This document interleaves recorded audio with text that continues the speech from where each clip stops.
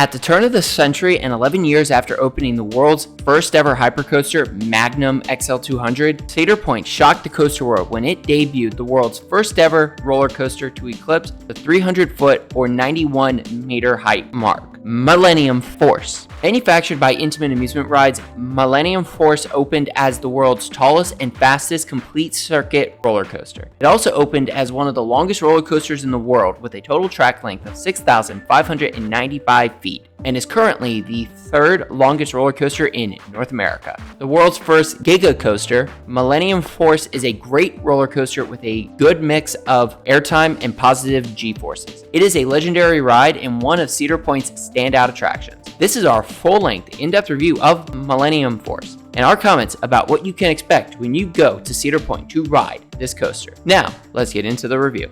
The planning and development phases for Millennium Force happened over the course of 5 years. Between 1996 and 1999, rumors swirled about a record-breaking roller coaster coming to Cedar Point. Some of those rumors included a 10-inversion roller coaster from Swiss manufacturer Bolliger and Mabillard and a large aerodynamics mega looper. There were also rumors that the next attraction would be from Morgan Manufacturing, the company behind a trio of hypercoasters that went to Worlds of Fun, Dorney Park, and Valley Fair during the late 90s. These rumors were all not true. On July 22nd, 1999, Cedar Point announced Millennium Force, the world's first Intamin Giga coaster. When it opened, Millennium was the tallest and fastest complete circuit roller coaster in the world. It also opened with 2 other records: the world's longest first drop on a complete circuit roller coaster and the steepest non-inverting banked turn on a roller coaster. Millennium held the records for the world's tallest and fastest complete circuit roller coaster only for a few months, losing its height and speed records to Steel Dragon 2000 at Nagashima Spa Land in Japan, which also opened in the year 2000.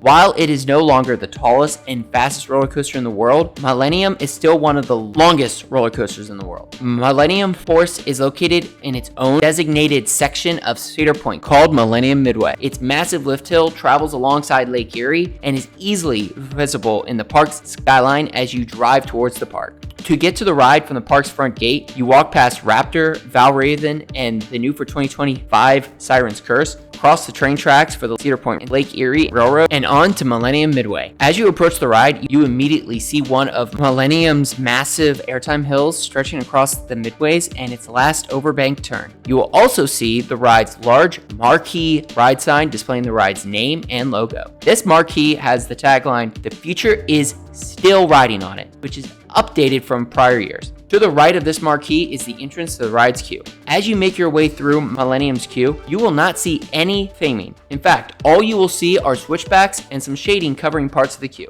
You eventually walk up a ramp that travels alongside part of the ride's track and onto the ride platform. As you reach the ride platform, you will not see much theming. You will, however, hear some futuristic sounding station music. This music ties directly into Millennium's loose future theme. You will also see one of the ride's 3 18-row, 36-passenger trains. These trains are Intamin's older generation trains, like the ones on Superman Ride of Steel at Six Flags America and Ride of Steel at Six Flags Darien Lake, which have seatbelts and T-bar restraints. The thing about these types of trains is that they are quite wide open, which definitely contributes to the ride experience. More on that in a moment. Once you have boarded your train, fastened your seatbelt, secured your T-bar restraint, and cleared dispatch, you hear some short pre-dispatch audio before the train latches on the lift cable catch car and rockets up the lift hill to begin your ride. As you climb the lift hill, you get amazing views of Lake Erie towards the left and spectacular views of the rest of Cedar Point towards the right. As you crest the top of the lift hill, you plummet down Millennium Force's 300-foot tall first drop slope to 80 degrees. While this first drop is good while sitting towards the front of the train, it is simply amazing while sitting in the very back row. You get some amazing airtime going down this first drop, though this first drop feels even better because of the T-bars, especially when you are not stable. At the bottom of the first drop, you fly upwards into a massive 122-degree right-hand overbanked turn, which pulls some amazing G-forces. The G-forces on this overbanked turn are quite strong, so much so that you come pretty close to graying out. As you come off that overbank turn, you fly into a low to the ground left-hand bank turn through a tunnel, followed by a climb up into Millennium's first massive camelback airtime hill. You get some good floater airtime as you go up this airtime hill while sitting towards the front of the train, and great floater airtime coming off of it while sitting towards the back of the train.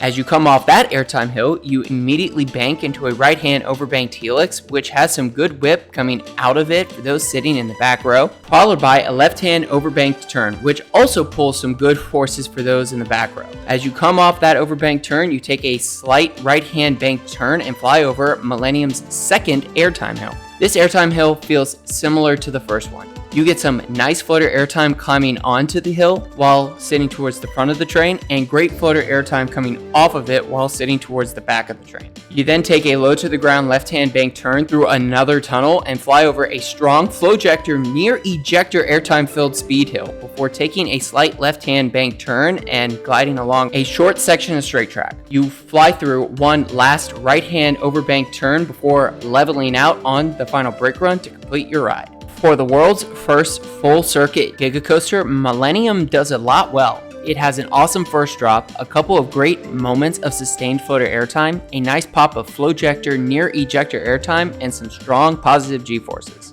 That first drop is amazing while sitting in the very back row. You get whipped out of your seat while going down this drop, and the T-bar restraints make this first drop even crazier. You have so much freedom that it genuinely feels like you are going to float out of your seat. And that first drop is just the beginning. After the first drop, you fly up into a massive overbanked turn, which pulls some of the strongest G-forces on any roller coaster. After Millennium has warmed up, this overbanked turn pulls some incredibly strong positive G-forces that you may actually gray out. After that overbanked turn, Millennium gives some good floater airtime and pulls some good positive G-forces coming off of the remaining overbanked turns. Though the standout moment after the overbank turn is that speed hill towards the end of the ride. That speed hill gives one of the best moments of airtime on the entire ride. This element hits regardless of where you sit. That said, Millennium shines in the very front and very back rows. You get that sense of speed and some great airtime flying up those airtime hills while sitting in the very front row, while you get some of the best overall airtime on the ride while sitting in the very back row.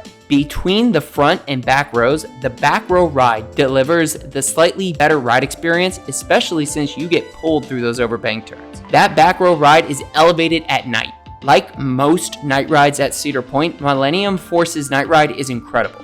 The first drop feels like you are falling into the unknown, and because there is hardly any light during the ride layout, you really have no idea where you're going. The night ride also showcases Millennium's speed even more. While it has some great moments, Millennium Force's layout is not as exciting as other Giga coaster layouts out there. After that first overbank turn, Millennium is just floater airtime hill, overbank turn, floater airtime hill. The ride's speed is nice, though Millennium more glides through its layout. Aside from that first overbank turn and the speed hill, Millennium Force's layout lacks that extra oomph that you can find on some of the other Giga coasters in North America. However, there is something to be said about Millennium Force as the world's first full circuit roller coaster to eclipse the 300-foot mark. It actually holds up surprisingly well at Cedar Point and among the other Giga coasters. It did win 10 golden tickets after all, and its legacy cannot be overstated. It became such a fan favorite among roller coaster and Cedar Point fans that it paved the way for Maverick, another Intamin roller coaster that in its own right became a fan favorite at Cedar Point. It is also one of the only two Intamin lift hill Giga coasters, the other being Pantherian at Kings Dominion, which gives Millennium a unique distinction among the currently operating Giga coasters.